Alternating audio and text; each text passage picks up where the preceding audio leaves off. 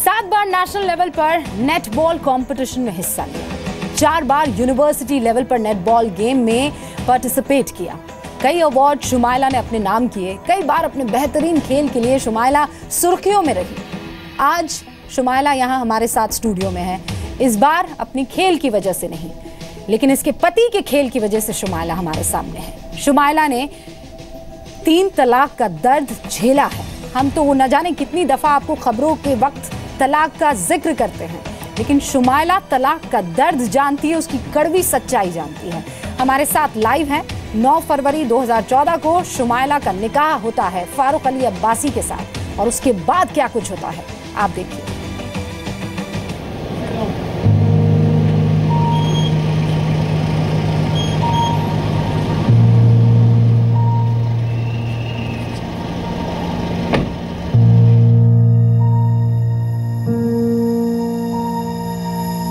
जी news के दफ्तर में शुमाइला पहुंच चुकी हैं। आज शुमाइला हमारे साथ लाइव होंगी। शुमाइला कौन है और उनके यहाँ होने की वजह क्या है, जब आप ये जानेंगे तो शुमाइला के जज्बे को आप भी सलाम करेंगे। कहते हैं कि एक खिलाड़ी ताउम्र जुझारू रहता है। करीब 2 साल की बेटी की मां शुमाइला नेटबॉल की नेशनल लेवल प्लेयर रह चुकी हैं। 7 बार नेशनल लेवल पर और 4 बार यूनिवर्सिटी लेवल पर नेटबॉल में अपना दम वो दिखा चुकी हैं। और आज खुद के साथ हुई ज्यादती के खिलाफ शुमाइला हिम्मत के साथ आपके सामने है। नेशनल लेवल की खिलाड़ी का किसी घर में बयाना उस घर की शान बढ़ाता है, लेकिन सोचिए, जिस खिलाड़ी ने देश की शान बढ़ाई, सम्मान बढ़ाया, वो अपने ही सम्मान के लिए दर दर भटके तो क्या कहिएगा। नेटबॉल की नेशनल लेवल प्लेयर शुमाइला आज खुद अपनी कहानी आपको सुनाएंगी। ध्यान से देखिए, हो सकता है कि शुमाइला का ये कदम आपको भी हिम्मत दे जाए। और शुमाइला इस वक्त हमारे साथ जुड़ गई है। शुमाइला, मैं स्वागत भी किस चीज़ के लिए कर रही हूँ कि आप अपनी कहानी, अपना दर्द मेरे साथ बयां कर रहे हैं, और मुझे नहीं पता कि मुझे शुरुआत किस चीज़ से करनी चाहिए। मैं इतनी दफ़ा तलाक शब्द का इस्तेमाल करती हूँ, लेकिन तलाक, उस दर्द के माने क्या है, मुझे नहीं लगता आपसे बेहतर आज की तारीख में कोई जानता है। कैसे हुआ ये सब? 9 फरवरी 2014 को मेरी शादी हुई थी मोहम्मद फारूक अली अब्बासी के साथ, और जब मेरे पापा ने जब मेरे रिश्ता पक्का करा था, उसी से ही इन लोगों ने मेरे ऊपर, मतलब मेरे घर वालों के ऊपर प्रेशर बना रखा था। उनके जो बहनोई थे सैयद शारिफ हुसैन, जो FCI लखनऊ में अभी ट्रांसफ़र हुआ है, मुझे पता चला है उनका, उन्होंने इसमें सबसे ज़्यादा जहेज़ की मांग कर रखी थी। मेरे घर पर आए थे हॉल देखने के लिए, मैरिज हॉल कौन सा बुक करा है हम लोगों ने, और पापा के ऊपर बहुत बिगड़े थे कि मतलब आपने इस तरह से हमारा मैरिज हॉल बुक करा है, इसके अलावा और बुक करिए। तो फिर मेरे पापा ने, क्योंकि शादी के कुछ ही दिन रह गए थे, हॉल बुक करे, और उसके बाद इन लोगों की फरमाइशें बढ़ती गईं और मुझे तरह तरह से ये टॉर्चर करने लगे। फरवरी में जब मेरी शादी हुई, उसके बाद इन्होंने मुझे मैके नहीं जाने दिया। मेरे साथ बहुत मतलब मेरे साथ बहुत शोषण करा है, जो मैं बयान नहीं कर सकती। कंटिन्यू 3 महीने तक तो मुझे घर से जाने ही नहीं दिया मैके। उसके बाद जून में इन्होंने मेरे से डिमांड रखी पैसे के लिए, जो मैंने पापा से मंगा कर दिया बाई चेक, और 2 लाख रुपए मेरे पापा ने इनके अकाउंट में डाले थे।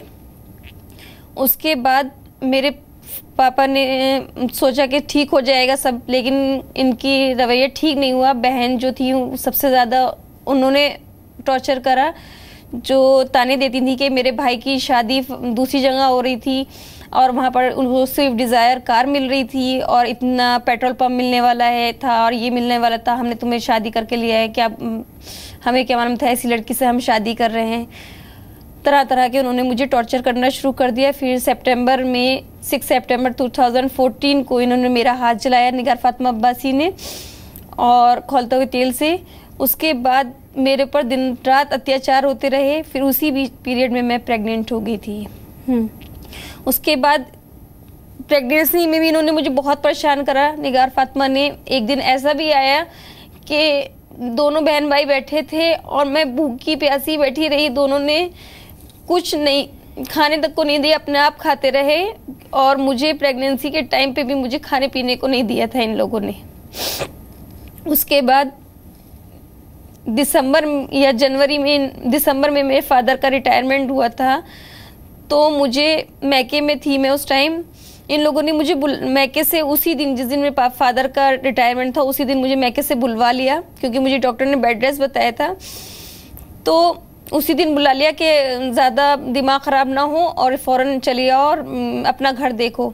बहन ने, मैं फ़ौरन मम्मी से कहा मुझे जाने दीजिए, मुझे अपना घर बसाना है।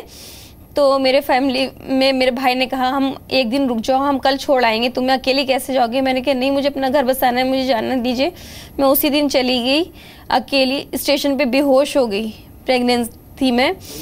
उसके बाद मैं जब स्टेशन पे पहुंची हूँ, मुझे कोई लेने नहीं आया। निगार फातिमा जो है अपने मैं ससुराल चली गई, मैं ससुराल से अपने ससुराल चली गई और 3 बजे तक मैं ऐसी स्टेशन पर बैठी रही, लेकिन कोई मुझे लेने नहीं आया। बहुत देर के बाद भेजा मुझे और मैं अकेली घर में पड़ी रही, किसी ने मुझे नहीं देखा। मैं फीवर इतना तेज़ हो गया था क्योंकि प्रेग्नेंट थी। उसके बाद इन लोगों ने तरह तरह के टॉर्चर करते रहे मुझे। फिर इन्होंने मेरा दिसंबर जनवरी में मेरा एक अल्ट्रासाउंड कराया था। बहन मुझे ये ताने देती थी क्योंकि उनके फादर ने 3 शादियां करी थी। फादर की पहले ससुर ने, हाँ, मेरे ससुर ने 3 शादियां करी थी। तो मेरी नंद मुझे ये टॉर्चर करती रहती थी कि मेरी माँ ने, मेरी माँ पहली बड़ी बहू थी, लेकिन उसके औलाद बाद में हुई है और वो भी लड़की हुई है, तो उसकी इतनी वैल्यू नहीं थी। तुमने अगर बेटा पैदा नहीं कर रहा है तो तुम सोच लेना क्या करूंगी मैं, तुम्हें तलाक दिला दूंगी। और लड़के तो होते ही ऐसे हैं, तलाक दे देंगे। देखो उसके बाप ने 3 शादियां करी हैं, तो वो भी वैसे ही करेगा।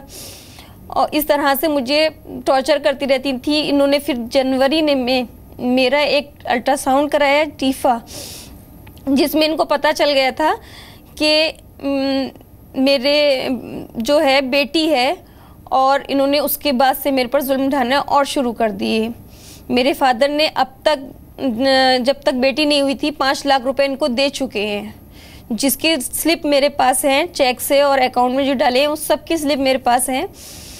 और तरह तरह से मुझसे पापा से मेरे ले लेती थी। फाइटर है, एक स्पोर्ट्स वुमन है, नेशनल लेवल पर खेली हैं, कितने प्रेशर आपने झेले होंगे। बहुत ज़्यादा झेले। फिजिकल फिटनेस की बात करूं, मेंटल फिटनेस की बात करूं, जो खिलाड़ी होता है उसका वो सुपर ह्यूमन होता है। आप उस वक्त क्यों नहीं लड़ पाई? एक्चुअली मैं अकेली थी वहाँ पर, मुझे घर से बाहर नहीं निकालने दिया जाता था, गेट पर नहीं खड़ी हो सकती थी मैं, कोई मुझसे मिलने नहीं आ सकता था। अगर मैंने किसी से काम करने वाला है, उससे अगर बात कर रही हूँ तो क्यों बात कर रही हूँ किससे, अगर मेरे आंखों से आंसू भी निकल आए तो ये पूछते थे कि हमें बदनाम कर रही हो, रो के दिखा रही हो, हम तुम्हारे पर क्या ज्यादती कर रहे हैं। तो मुझे रोने भी नहीं दिया जाता था वहाँ पर।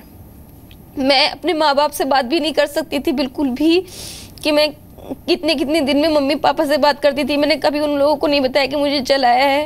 ये चीज़ें सब उनको बाद में पता चली हैं कि मेरे साथ ये सब हो रहा है। आप घर चली गई फिर, और कब आपको लगा कि बस अब हो गया, अब सब्र का बांध टूट गया है, अब नहीं सहूंगी मैं, ये कब हुआ? ये तो तलाक के बाद हुआ है, जब उन्होंने तब तलाक दे दी। जब मेरे पहले तक शुमाइला मैं सहती रही हूँ, क्योंकि मेरे साथ एक और जिंदगी जुड़ गई थी। मैं सोचा कि शायद अब सही हो जाए, बच्चे की मोहब्बत आ जाएगी, लेकिन मोहब्बत नहीं आई बच्चे की बिल्कुल भी। और आपके बच्चे का नाम क्या है? आयजा फातिमा। उसकी सबसे प्यारी बात क्या लगती है आपको? जब मम्मा कहती है तो बहुत अच्छा लगता है, और मैं कहीं जाती हूँ जैसे तो फौरन आके मुझे चिपट जाती है।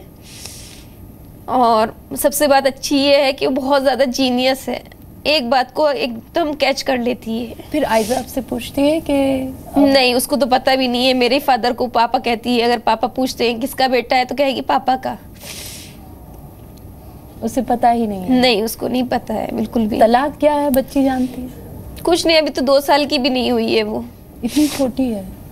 कभी उन लोगों ने आके पूछा? कुछ नहीं पूछा, कुछ नहीं। कभी ये समझ लीजिए, पुलिस में मैंने इतने गुहार लगाई है पुलिस के खिलाफ, पुलिस के जा के क्या कराई हूँ कि सर मेरा ये केस है, ऐसा है, मैं नेशनल प्लेयर हूँ, मुझे जनपद गौरव सम्मान मिल चुका है, मेरी हेल्प करिए, मेरे डॉक्यूमेंट्स वहाँ पर हैं, वहाँ से दिला दीजिए। हाँ हम करेंगे।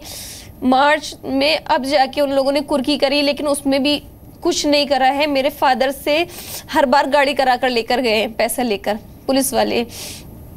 एसपी के पास गई, एसपी ने भी ऐसे ही करा मेरे साथ, मुझे डांट दिया कि मैडम टाइम लगता है हर काम में, आप तो ऐसे ही समझ रही हैं। मैंने कहा सर एक टाइम बता दी मुझे, क्या टाइम होता है? तो मुझसे डांट के कहने लगे आपको होती अच्छा शुमाइला, मुझे ये बताइए कि इस आदमी ने आपको तलाक कैसे दिया? कैसे? मेरे बेटी होने के बाद जब मैं वहाँ गई तो वहाँ पे टॉर्चर शुरू हो गया था। मायके में थी?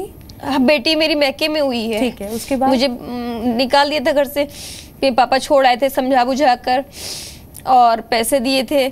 उसके बाद सब होने लगा था, फिर वही मतलब दूसरी लड़की के फोन आ रहे हैं, उससे बातें हो रही हैं। मैं नीचे कमरे में हूँ तो वो ऊपर है, मैं ऊपर हूँ तो नीचे कमरे में अलग ही सोया करते थे। मैंने बहन से शिकायत करी तो बहन कह रही तो मेरे भाई को बदनाम कर रही है, ऐसा नहीं कर सकता और ये वो, मेरा उल्टा मेरे ऊपर ही ब्लेम लगाने लगी वो।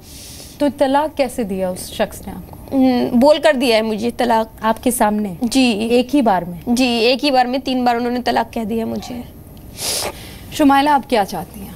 मैं ये चाहती हूँ कि मुझे इंसाफ मिले और जो ऐसा कर रहे हैं तलाक के नाम पर उनको ऐसी कड़ी सजा मिलनी चाहिए ताकि उन लोगों के आगे जो इस तरह के करेंगे उनकी हिम्मत ना हो। अगर उनको सजा मिल जाएगी तो कौन जिम्मेदार है? एक आदमी जब उसकी इच्छा हो तलाक तलाक कह दे, इसके लिए शुमाइला किसे जिम्मेदार ठहराती है? मैं तो यही जिम्मेदार ठहराऊंगी कि ना, मैं सबसे ज्यादा तो उनके अंदर दीन की कमी है। उन लोग जो इस तरह का कर रहे हैं, अगर उनको पता होता कि दीन में हमारे इस्लाम में क्या है तो कभी भी इस तरह की कुछ नहीं कह सकता, तलाक का वर्ड ही अमरोहा में रहती हैं आप? मैं मुझे ब्रेक लेना है पर 20 सेकंड में।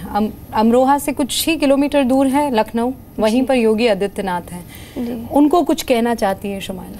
हाँ, मैं उनसे कहना चाहती हूँ कि सर मेरी हेल्प करिए। प्रशासन ने, मैं आपके पास भी गई थी और प्रशासन ने मुझे बहुत परेशान कर रखा है, अभी तक चार्जशीट दाखिल नहीं करी है।